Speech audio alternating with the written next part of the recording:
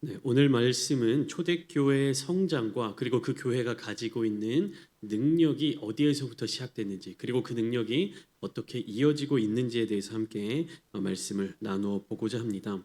지난 시간에 함께 나누었던 사도행전 5장 1절부터 11절까지 말씀 속에서 굉장히 중요한 사건이 하나 등장하고 있습니다. 무엇입니까? 아나니아와 삽비라의 사건입니다.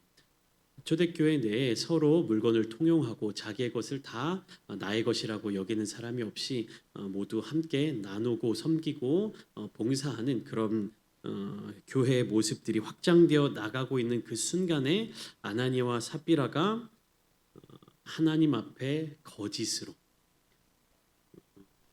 일부를 드리면서 전부를 드렸다라고 그렇게 이야기하면서 이 초대교회 내에 큰 위기가 닥치게 되었습니다. 지난 시간에 함께 나누었지만 이 아나니아와 삽비라가 하나님께 심판을 받은 이유는 자기들이 가진 소유를 다 팔아서 얻게 된 그 소유, 그 금전에 대해서 다 드리지 않았기 때문에 심판을 받은 것이 아니라고 분명히 말씀드렸습니다. 땅을 판 값을 전부 드리지 않았기 때문에 심판을 받은 것이 아니라 무엇입니까? 얼마를 감추고 얼마만 드리는데 그 일부를 드리는 것을 전부를 드렸다라고 거짓말을 했기 때문에 성령을 속이려 하는 것, 하나님께 거짓말을 하는 것.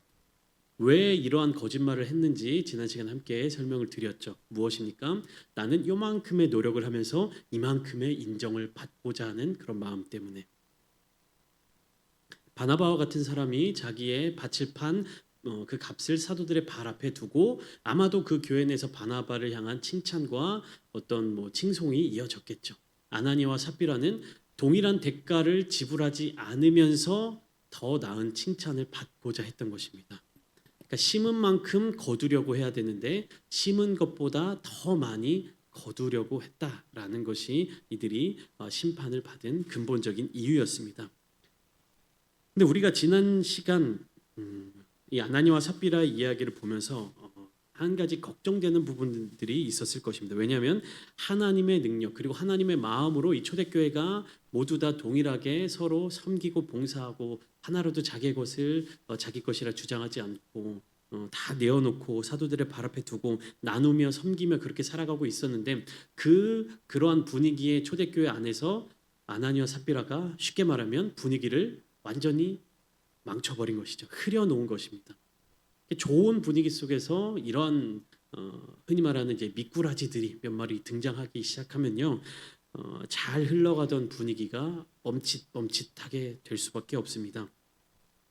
그래서 초대교회도 이러한 분위기로 말미암아, 이런 죄악된 모습으로 말미암아, 이런 몇몇 사람의 모습으로 말미암아 어려움을 겪게 되는 것은 아닌가, 부흥이 멈춘 것은 아닌가, 더욱더 전도가 되지 않는 것은 아닌가, 하나님의 심판이 교회 전체로 확장되어 나가는 것은 아닌가라는 걱정을 하게 되기도 합니다.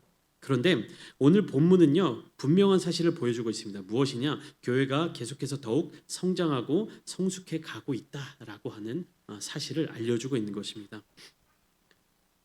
네, 굉장히 재미있는 사실은요, 오늘 함께 나눈 이 본문 사도행전 5장 12절부터 16절까지 말씀은요, 이전에 함께 나누었죠. 사도행전 2장 43절로 47절의 초대교회의 모습과 비교해서 보면요, 굉장히 재미있습니다.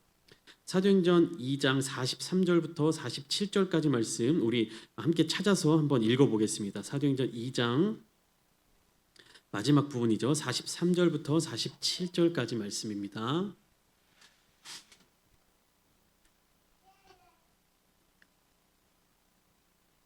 제가 읽어드릴게요. 여러분들 눈으로 한번 쭉 따라오시면서 보시면 좋겠습니다. 사람마다 두려워하는데 사도들로 말미암아 기사와 표적이 많이 나타나니 믿는 사람이 다 함께 있어 모든 물건을 서로 통용하고 또 재산과 소유를 팔아 각 사람의 필요를 따라 나누어주며 날마다 마음을 같이하여 성전에 모이기를 힘쓰고 집에서 떡을 떼며 기쁨과 순전한 마음으로 음식을 먹고 하나님을 찬미하며 또 온 백성에게 칭송을 받으니 주께서 구원받는 사람을 날마다 더하게 하시니라. 아멘. 요 사도행전 2장의 페이지에다가 책갈피 같은 거 하나를 이렇게 꽂아 놓으시고 다시 오늘 본문 사도행전 5장으로 오셔서 설교를 이어서 함께 나누도록 하겠습니다. 이 2장의 초대교회의 모습은요, 공동체의 첫 출발과 기초를 묘사하고 있는 것이요. 성령 충만한 120문도들의 그 전도와 그 오순절 마가다락방에 성령 충만함을 받은 사도들과 그리고 초대교회 성도들이 함께 복음을 전하고 함께 부흥하고 있는 그 과정, 그 기초를 설명하고 있는 것에 이어서 5장은요, 거기에 무엇이 더해졌냐 하면 정결함과 영적인 깊이가 더해진 교회의 모습을 묘사하고 있습니다. 그러니까 성장했다라고 하는 것이에요. 사도행전 2장에서부터 5장까지의 교회의 모습을 보면 성장했다라는 것이에요. 그런데 그 성장은 단순한 어떤 숫자만 증가한 것이 아니라 하나님의 권능 그리고 말씀의 권위, 공동체의 거룩함, 세상 앞에서 영향력이 함께 동반된 진정한 확장으로서의 성장이었다라는 것이에요. 그러니까 교회가 성장한다, 교회가 성장해야 한다라는 것에 대해서 우리가 이 사도행전 5장의 말씀을 통해서 어떠한 요소들, 어떠한 능력들이 더해져야 하는지를 분명하게 알아야만 한다라는 것입니다. 능력이 함께 더해지는 교회, 숫자만 늘어난 것이 아니라 그 가운데 능력도 함께 늘어나야 한다라는 것이에요. 그렇다면 능력 있는 교회는 어떤 공동체입니까? 어떠한 능력들이 나타나는 공동체입니까? 첫 번째로 12절 상반절을 보면요, 성령의 능력이 나타나는 공동체임을 알 수가 있습니다.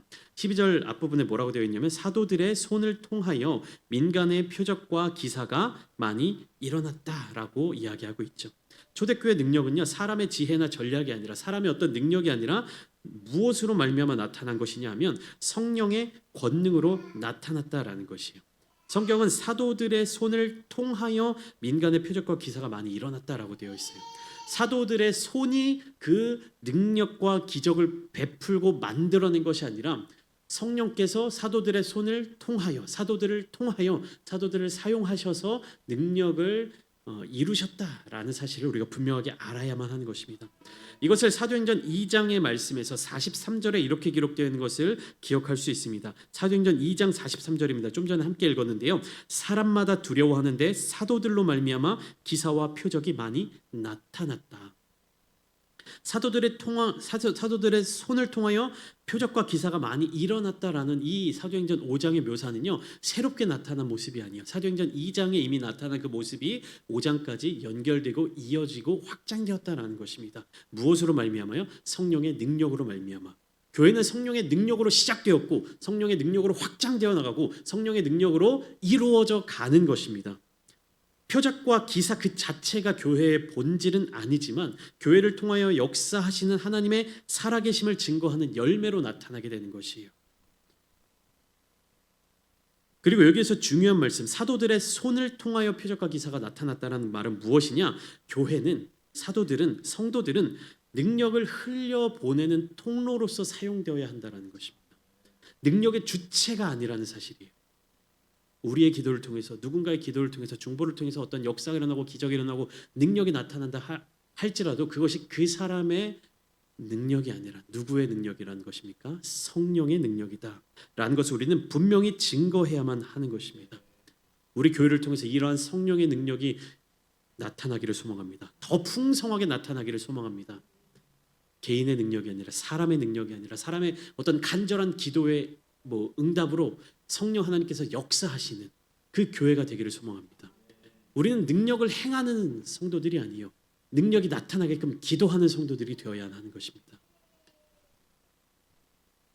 하나님의 말씀에 순종함으로 말미암아 그 역사를 증거하는 공동체가 되기를 소망합니다. 내가 그 역사의 주인공이 되고자 해서는 안 되는 것이, 역사의 주인공은 오직 하나님이 되셔야만 하는 것입니다. 우리는 하나님의 영광을 드러내는 거룩한 성도가 되어야만 하는 것입니다. 이어서 12절 하반절을 보시면요, 믿는 사람이 다 마음을 같이하여 솔로몬 행각에 모였다라고 이야기하고 있습니다. 능력 있는 교회는 두 번째로 하나 된 마음으로 모이는 공동체여야만 합니다. 그러니까 기적이 일어난 것, 그 이전에 강조되고 있는 모습은 무엇이냐면요, 마음을 같이 하는 것이에요. 보세요, 믿는 사람이 다 마음을 같이하여 솔로몬 행각에 모였다라고 되어 있어요. 이것을 사도행전 2장 말씀에서 찾아보면요, 46절에 이렇게 기록되어 있습니다. 날마다 마음을 같이하여 성전에 모이기를 힘쓰고. 2장에서도 마찬가지, 5장에서도 마찬가지. 초대교회는요, 마음을 같이하여 모이기에 힘썼던 공동체입니다. 어떤 마음으로 같이 해야 하는 것입니까? 하나님 아버지의 마음으로 하나가 되어야 하는 것이요. 여러분, 한 마음이 되는 것 의외로 쉬우면서도 어렵습니다. 세상 속에서요, 공통된 취미, 공통된 관심사 혹은 공통된 어떤 목표를 가지고 있는 사람들은요, 한 마음을 이룰 수가 있습니다. 한 마음을 이루기가 쉽죠. 그러나 교회는요, 인간적인 어떤 기준, 인간적인 목표로 한 마음을 이루는 것이 아니라 어떤 마음으로요? 하나님의 마음으로 한 마음을 이루어야 한다는 것입니다. 그러면 나의 생각과 나의 판단과 내가 추구하고자 하는 어떤 것들을 다 내려놓고 하나님의 마음을 알고자 노력해야 하는 것이에요. 하나님의 마음을 깨닫고자 기도해야 하는 것입니다. 하나님의 마음을 나에게 알려주십시오라고 하나님 앞에 나아가야 하는 것입니다. 내가 원하는 것, 내가 목표하는 것, 내가 바라는 것, 내가 이루고자 하는 것, 그리고 우리가 이루고자 하는 이것을 하나님께 이루어 달라고 요청하기 위해서 기도하고 모이는 것이 아니라 역전되어야 돼요. 무엇을 위해서? 하나님의 영광을 위해서 모여야 하는 것이고, 하나님의 뜻을 이루기 위해서 우리가 헌신할 수 있어야 되는 것이고, 하나님께서 영혼들을 바라보는 그 마음을 가지고 한 마음이 되어야 하는 것입니다.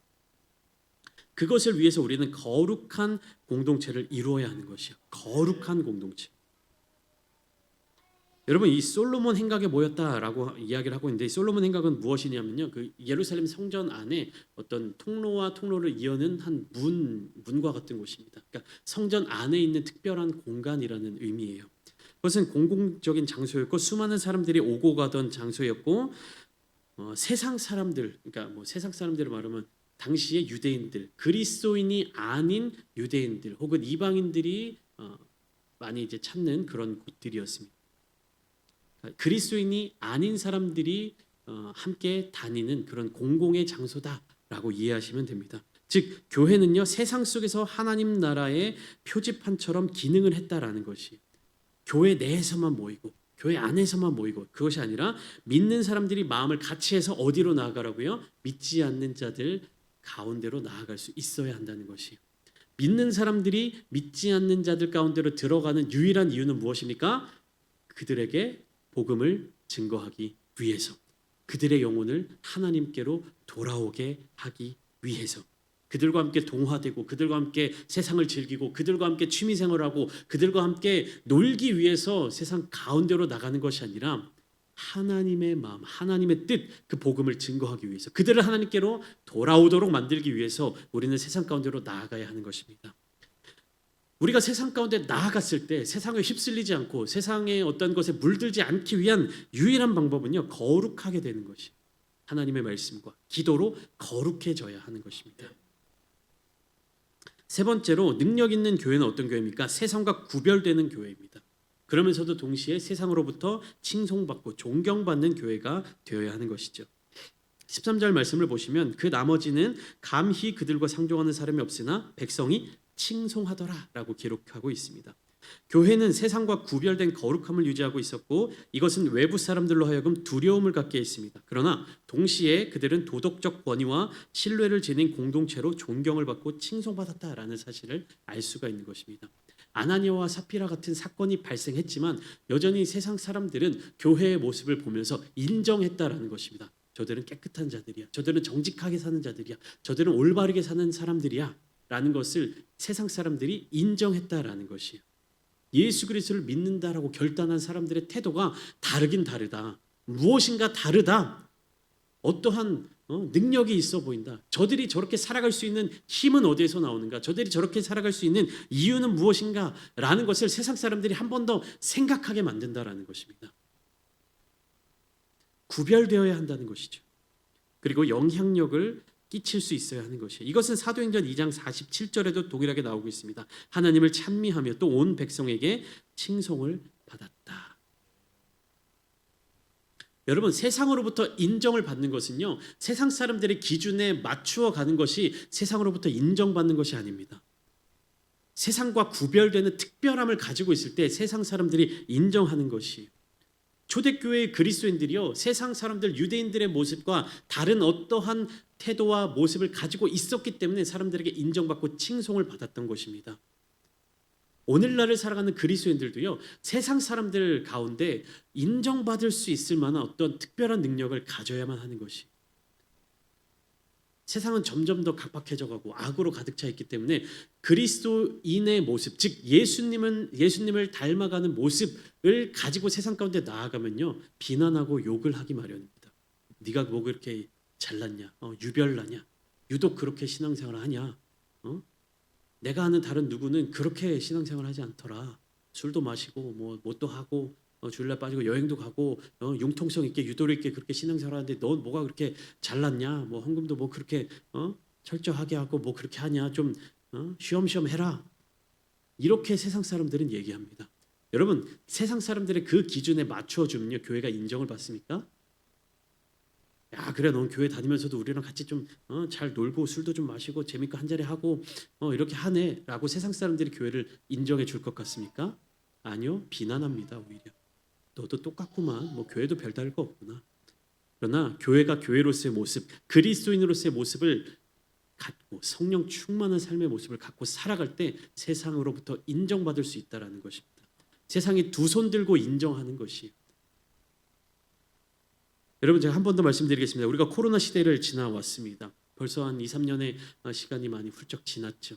코로나 시대 때 많은 사람들이 모이면 안 된다. 교회에 모이면 안 된다.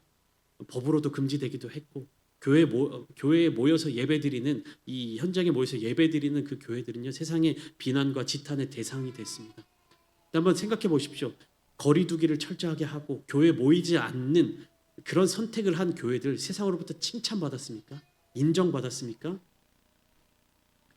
한때 잠깐 그렇게 뭐 칭찬받았을 수 있겠죠. 아, 그래도 쟤들은 생각 있는 교회구나라는 어떤 그러한 이야기는 들었겠죠. 근데 그 교회가 교회로서의 능력을 지니고 지금까지 이어졌겠습니까? 하나님께서 그 교회를 능력으로 사용하시겠습니까? 아니요, 오히려 굳건하게 세상이 어떠하든지 간에 우리가 하나님의 자녀로서, 그리스도인으로서 나의 정체성을 분명하게 다짐하고 굳건하게 살아가는 그러한 그리스도인들을 세상이 인정할 수밖에 없다라는 것입니다. 여러분, 인정한다라는 것은요, 나와 같은 어떠한 모습을 가지고 동조하고 그것을 칭찬한다라는 것이 인정한다라는 것이 아니에요. 여기서 나오는 칭송한다, 인정한다라는 것은요, 나의 어떠함과 상관없이 상대방의 능력에 대해서 경탄하는 것을 의미합니다. 그러니까 예를 들면 이런 것이죠. 우리가 뭐 축구 경기를 합니다. 뭐 대한민국과 어떤 외국 다른 나라가 이렇게 경기를 합니다. 근데 우리들은 이제 대한민국을 응원해야 되잖아요. 근데 상대방의 외국인 선수 중에 굉장히 실력이 뛰어난 사람이 있습니다. 그 선수 때문에 우리가 계속 골을 먹고 경기에서 지게 생겼어요. 그러나 우리가 그 선수를, 굉장히 뛰어난 실력을 가진 선수를 인정할 수밖에 없잖아요. 그 선수의 실력을 보면서 경탄할 수밖에 없잖아요. 칭찬할 수밖에 없잖아요. 이것과 마찬가지. 그리스도인들은요, 세상을 이겨야 하는 것이고요. 그렇게 그리스도인들이 세상을 이겨나갈 때 세상에 속한 자들이 그리스도인들을 인정할 수밖에 없는 때가 온다는 것입니다. 여러분, 서로 이렇게 대결해야 되는 축구 선수가 상대 나라에게, 상대 팀 선수들에게 인정받기 위해서 골을 넣을 수 있는 상황 가운데 골을 넣지 않고, 막아야 되는 상황 가운데서 막지 않고 상대 팀을 이기게 만들면 그 선수가 인정받는 선수입니까? 칭찬받는 선수입니까? 칭송받는 선수가 될 수 있습니까? 절대 그렇게 되지 못하죠. 실력 없는 선수라고 비난받을 수밖에 없습니다. 교회의 모습이 바로 그래야 하는 것입니다. 세상으로부터 인정받는 것이 아니라 철저하게 하나님의 자녀로서 철저하게 예수 그리스도를 본받아 살아가는 태도를 지녀야만 하는 것입니다. 영향력을 끼쳐야 하는 것이, 우리는 믿는 그리스도인으로서 세상 사람들에게 영향력을 끼치는 자들이 되어야만 하는 것입니다. 또 어떤 공동체입니까? 구원의 열매가 계속 나타나는 공동체가 능력 있는 공동체입니다. 14절 말씀, 믿고 주께로 나오는 자가 더 많으니 남녀의 큰 무리더라 라고 성경은 말씀하고 있습니다. 교회의 매력은 무엇입니까? 다양한 프로그램, 훌륭한 설교자, 예배당의 규모, 아름다운 실내 장식, 뭐 다양하게 꾸민 어떤 예쁜 모습들, 인간적인 모임, 이런 것들이 교회의 매력이 될 수는 없습니다. 초대교회는 성도들 가운데 역사하는 하나님의 능력, 그리고 성도들 사이의 거룩한 교제, 정직과 진실함, 하나됨과 사랑의 특징을 갖추고 있었습니다. 교회의 본질은요, 모이는 것을 넘어서서 주님께 나아오게 하는 것이에요. 여러분, 아까도 말씀드렸지만 모이는 것은 쉽습니다. 무엇입니까? 같은 취미를 갖거나 같은 목적을 가지고 있거나 어떤 같은 그런 생각을 가지고 있으면 자연스럽게 모이게 되어 있어요. 그러나 교회는요, 모이는 것에 끝나는 것이 아니라 모여서 무엇을 할 것인가, 무엇을 위해 모였는가라는 것을 한 번 더 생각해야만 하는 것입니다. 우리는요, 그냥 모이는 것이 아니라 취미 생활하기 위해 모인 것이 아니라 주님께 나오는 것이고 주님께서 우리에게 주신 사명을 감당하기 위해 모이는 것입니다.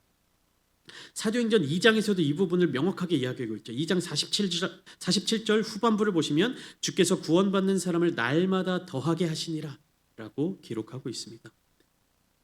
전도하고 부흥하여 교회에 많은 사람들이 모이게 되는 것으로 끝나서는 안 된다는 것이에요. 무엇을 위해 모이는가? 모여서 어떤 일을 행할 것인가? 여러분, 우리는 사람을 바라봐서는 안 됩니다. 주님을 바라보아야만 합니다. 복음은 거룩한 공동체를 통해 계속 사람들을 하나님께로 인도했습니다. 예수님도 공생의 사역을 하시면서 계속해서 그 자신을 하나님 아버지께로 나아가는 길이라고 강조하셨어요. 다 나에게로 와라. 내가 너희를 쉬게 하리라 라고 말씀하시면서 동시에 예수님이 최종적인 목적지가 아니라 예수님을 통하여서 누구에게로 나아갈 수 있도록, 하나님께로 나아갈 수 있도록 길이 되셨고 문이 되셨고 진리가 되셨고 생명이 되셨고 아버지 되시는 하나님께로 나아갈 수 있도록 주님께서 길이 되어주셨다라는 것입니다. 내가 일하는 것이 아니라 성령께서 나를 통하여 일하실 때, 성령께서 나를 통하여 역사하실 때 사람들은 하나님께로 나아갈 수 있는 것입니다. 마지막으로 15절과 16절 말씀을 통해 알 수 있는 사실은 능력 있는 공동체의 모습은 무엇이냐? 고통당하는 자들이 찾아오는 공동체입니다. 고통당하는 자들이 찾아오는 공동체. 말씀을 보시면 병든 자들, 귀신 들린 자들, 이러한 사람들이 사도들의 그림자라도 닿을까 하여서 몰려왔다라고 성경은 말하고 있어요. 왜 그렇게 몰려옵니까? 낫기를 원하기 때문에, 지금 현재의 상태나 상황을 벗어나고 싶은 그 마음 때문에, 그 간절한 심령 때문에, 상한 심령을 가지고 교회로 몰려왔다라는 것입니다. 그들이 모여드는 이유는 예수를 알기 때문도 아니고 성령 충만함을 받았기 때문도 아니고 하나님에 대한 감동을 느꼈기 때문도 아니고 교회에 가면 내 문제가 해결받을 수 있을 것이라는 단순한 믿음을 가지고 찾아오게 된다는 것이에요. 그리고 16절 말씀을 보면 그러한 사람들은 모두 다 나음을 얻게 되었다라고 기록하고 있습니다. 능력 있는 공동체가 바로 초대교회였습니다. 회복되는 공동체가 바로 초대교회였습니다. 완전해지는 공동체가 교회였다라는 사실을 우리는 알 수 있다라는 것입니다. 베드로가 대단한 것이 아니죠. 사도들이 위대한 것이 아닙니다. 사도들을 사용하시는 하나님의 능력이 위대하심을 우리는 고백해야 합니다. 그들이 나음받은 이유는, 치유받은 이유는 하나님의 구원과 회복이 그들에게 주어졌기 때문입니다. 여러분, 이렇게 교회는요, 그 능력을 사모하고 회복되기 위한, 고통받고 연약한 자들이 찾아오는 교회가 되어야 하는 것입니다. 이렇게 사도행전 2장에서부터 시작된 이 초대교회 모습이 5장에 나와서 어떠한 완성을 이루고 있는가, 한층 더 깊어진 초대교회의 정체성을 이 5장의 말씀을 통해서 우리는 깨달을 수가 있습니다. 이들은 단지 많은 사람이 모이는 교회가 아니라 하나님의 임재가 머무는 교회, 하나님을 경외하는 교회, 세상 속에서 빛을 발하는 교회의 모습을 갖추었다라는 사실을 알 수 있습니다. 그 성장은 외적인 모습의 부흥이 아니라 성령의 능력을 통해서 나타나게 되는 것, 철저한 순종을 통해서, 그리고 거룩함으로 말미암아 기도와 말씀 중심으로 삶을 살아내는 결단에서부터 시작되었다라는 것이에요.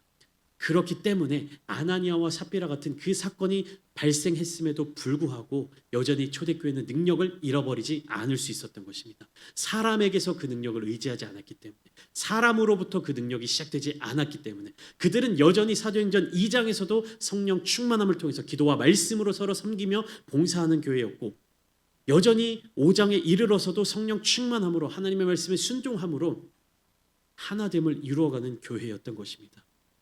성령이 기준 되시는 교회, 하나님이 주인 되시는 교회, 예수 그리스도가 머리 되시는 교회로서의 정체성을 가지고 살아갈 때 우리는 능력 있는 교회가 될 수 있습니다. 초대교회가 그토록 강력하고도 거룩한 공동체로 자라날 수 있었던 이유는 바로 성령 안에서 하나 되었던 것이,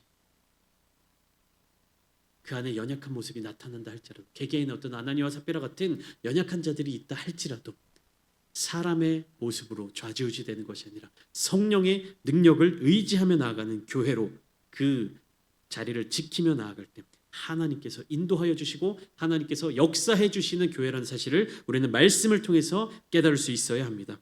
오늘 이 시간 함께 기도하실 때 하나님을 철저하게 신뢰하기를 원합니다. 성령 충만한 거룩한 교회가 되기를 사모하며 나아가기를 소망합니다.